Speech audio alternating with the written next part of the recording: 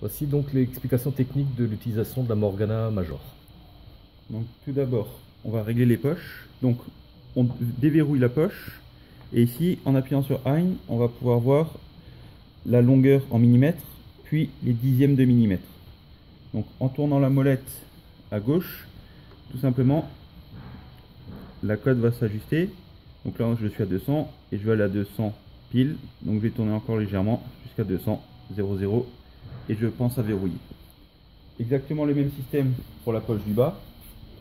Et il est également possible de régler le travers en desserrant la molette là et en ajustant légèrement à droite ou à gauche. Ici, on règle le travers général, donc on desserre la molette en dessous et on décale à gauche ou à droite en fonction du travers.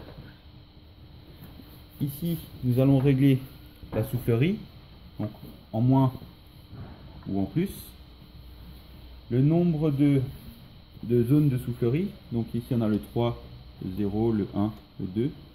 Ça correspond en fait à la longueur de notre papier. Donc pour un A4, on va souffler sur 2 parties, pour un A3 jusqu'à 3.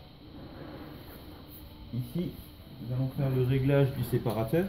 Donc on prend 2 feuilles, on le remonte, on insère les 2 feuilles et on va redescendre jusqu'à ce qu'il y ait un peu de mordant sur 2. Et lorsque j'en enlève une, elle passe aisément. Ici, à l'aide de cette partie-là, nous allons régler les trous d'aspiration plus tôt ou plus tard. Donc, ce bouton permet la mise en route générale de la machine. À ce moment-là, vous avez dans la vue le compteur. Donc, pour l'ensemble des boutons, donc, mise en route des moteurs et du compresseur, réglage de la vitesse de la machine, mise en route du margeur pour aspirer, réglage si on veut faire des lots et remise à zéro du compteur.